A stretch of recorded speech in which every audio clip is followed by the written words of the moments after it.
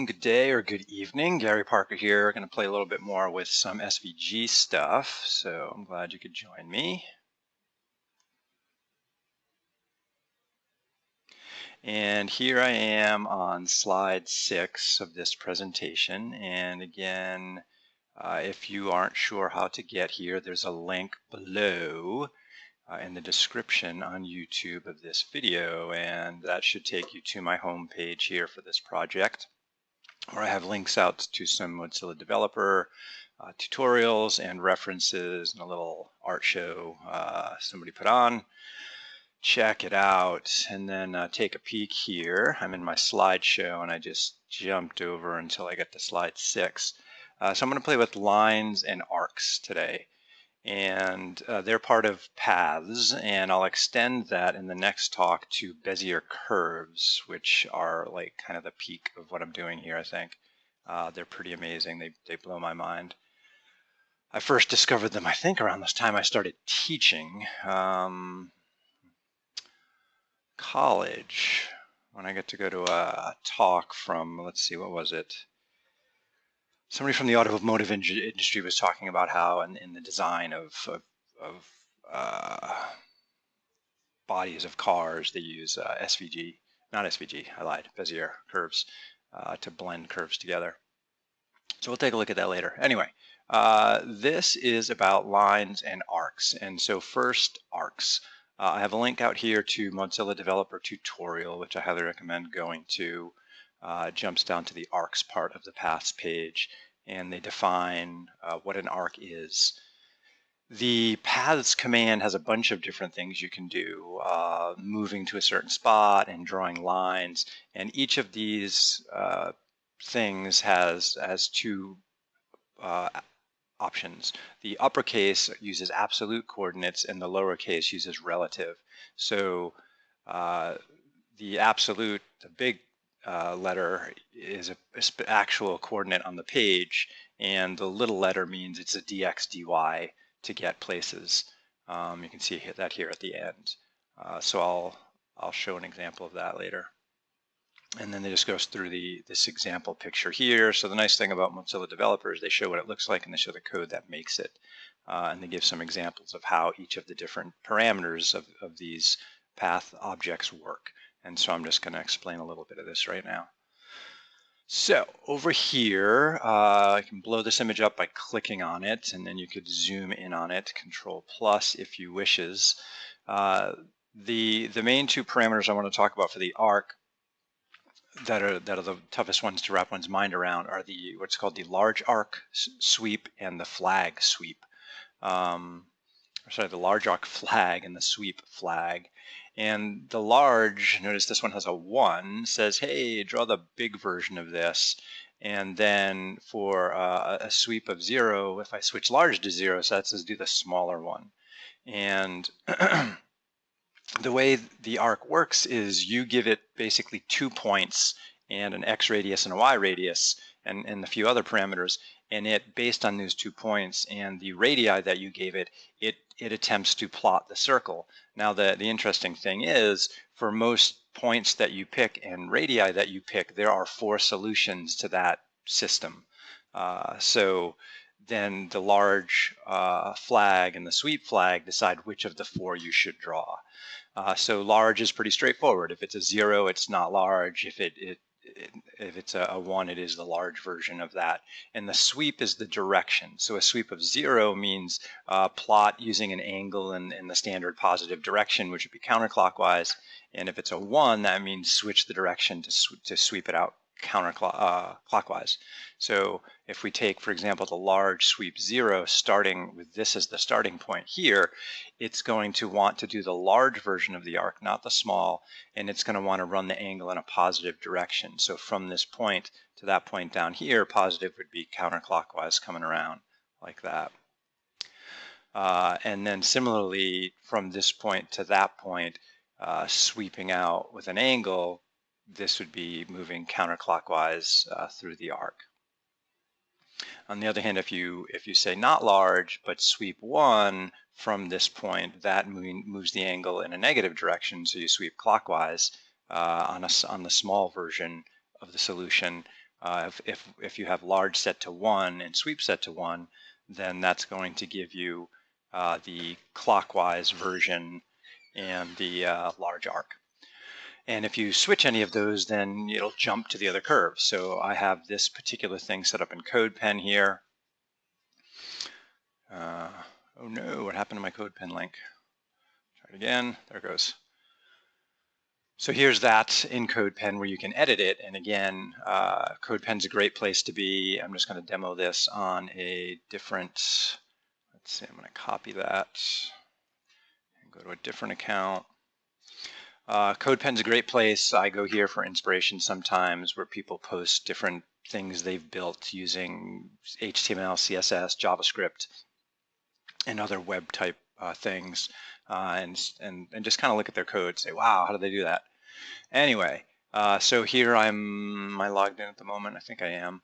If I go to my dashboard, it says, yeah, here's some of my stuff I was playing with, and I am going to start a new pen from scratch.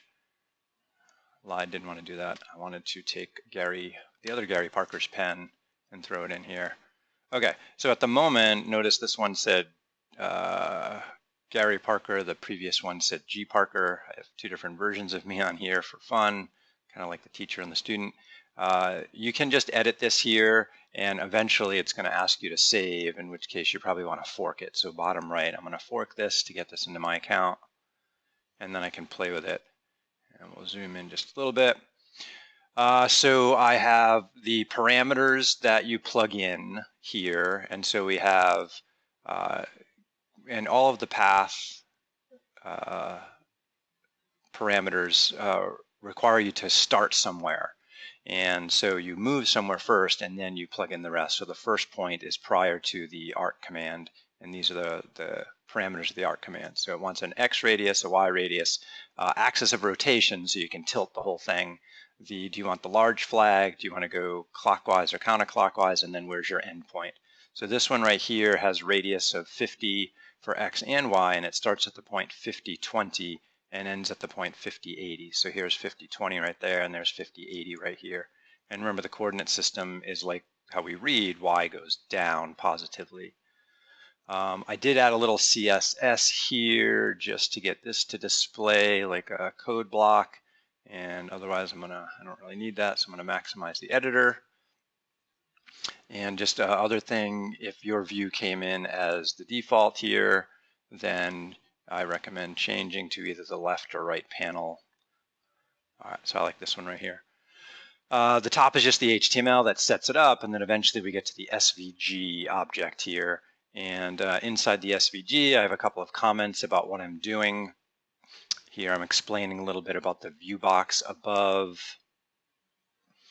And here we go. I have those arc parameters again, and then path. I have 4 arcs going on down here, and then they're grouped together because I wanted the particular stroke width, and more about groups another time. And then I have the text that's on there too. So I'm just going to play around with a couple of these arcs. So let's see, orange is this big one here. What's going to happen if I say, okay, so let's say we move to 50, 20, and let's blow that up again for you. And then we start arcing from that point there with a radius X of 50 and a radius Y of 50, no rotation in the coordinate system. And then I say, hey, do the large arc. So if I switch that to a 1, and I'm doing a 0, which means clockwise plotting of points, where is that orange going to end up? So just think about that for a sec and then make the change. Ooh, what did I do wrong? Oh, I did the rotation. Haha, wrong one. 0. Change that 1 to a 0. There we go. Yeah, so we didn't see the 1 there, and it looks like it disappeared, but it actually didn't disappear. Since I changed the arc to small, it's either sitting under the green one or under the blue one. And remember, SVG is layered, so things that come after are on top of other things. So is it on top of the green or the blue? And to check that, all I could do is say change the stroke of one of those to blue. Now, the blue one would sweep clockwise from this point, and the green one would counterclockwise. And I didn't change the sweep. The default is counterclockwise, so it should be sitting under the green one here. So if I just take that green and make it none, I should see the orange one living there underneath it. Cool, I got it right today. Nice. So this was just a little thing to demonstrate what the flags do, and let you play around. And let's see, green, orange, let's put this back to 1. So just a quick demo of the path command with some lines here. So I'm just going to start a path, and it's always a good idea to end the path right away, and there's 2 ways to end a path.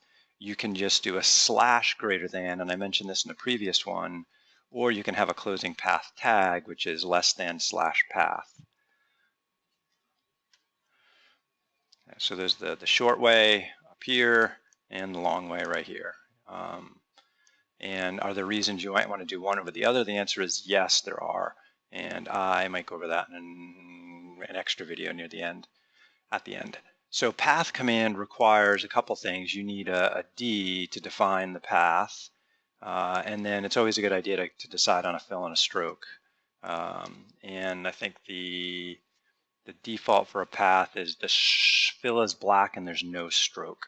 So I'm going to go for fill none for now, and then stroke black, and then I'll start the path.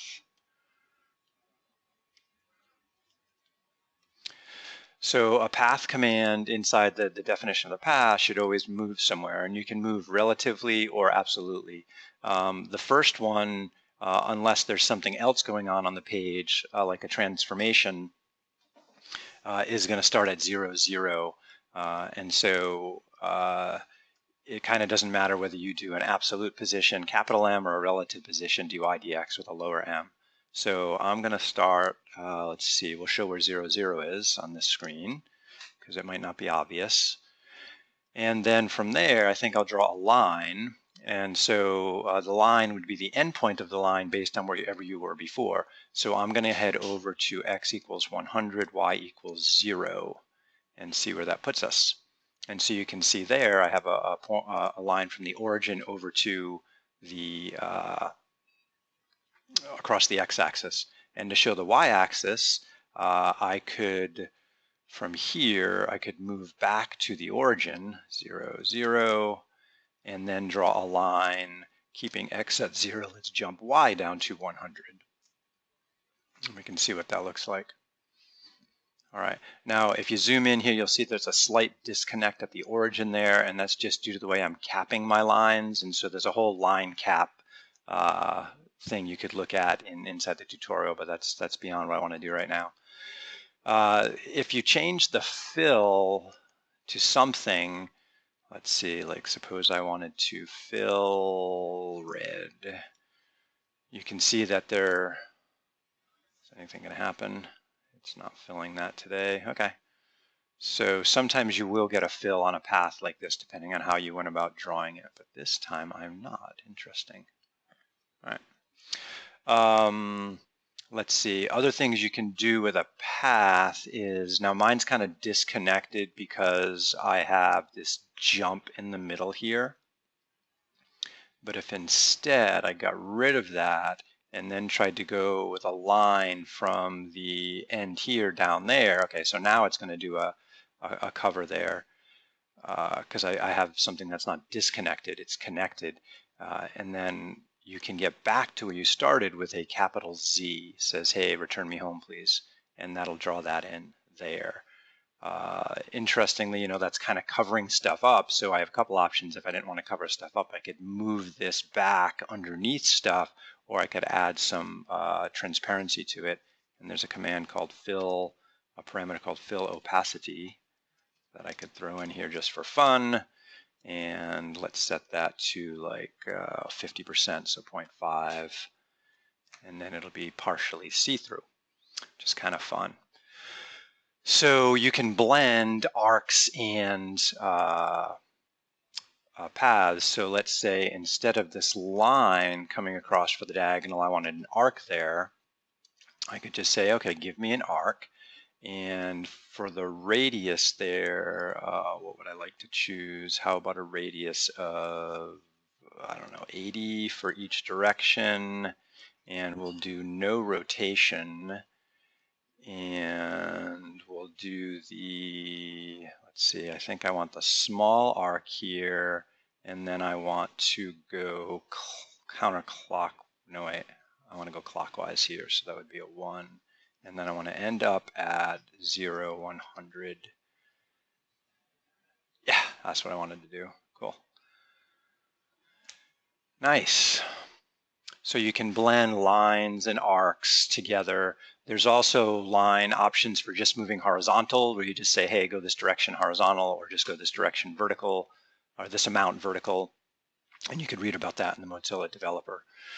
All right, so just a little play there for you on arcs. Back to the slideshow for a moment here. I've got another CodePen exercise living in here. This is yin yang, and it's made up of a circle and 1, 2, 3 arcs to make this little guy here, and then a couple of circles. And in the CodePen exercise, I tweak it just a little bit to make a slight puzzle for you. Notice the direction of the black and white have switched. So again, if you jump to this one, you can change the view from the default to the left to right, and then you could maximize your HTML editor. And so the question is here, so the big image here is this first path. I've got a circle around the outside and then circles for the eyes here. So what flags would you change to flip the black and the white? And so that's the challenge for this one right here. This help links out to the ARC page at Mozilla Developer, which I had linked to on the first example. So I'm going to leave that as an exercise to you. One other side note on this, and I'll put this in the description below this particular video, is I have a lot of projects I do, I put in places like CodePen, which is just code repositories, places for you to stick stuff for other people to share. And so I work with other people on these all the time, colleagues and friends, and so I usually use Bitbucket or sometimes CodePen. So this one's in CodePen, so I'll put a link to this if anybody wants to download everything, which would be how I set up the website and then all of the images that I use here for this demo. So take care. Hope you're all well. That's it for now.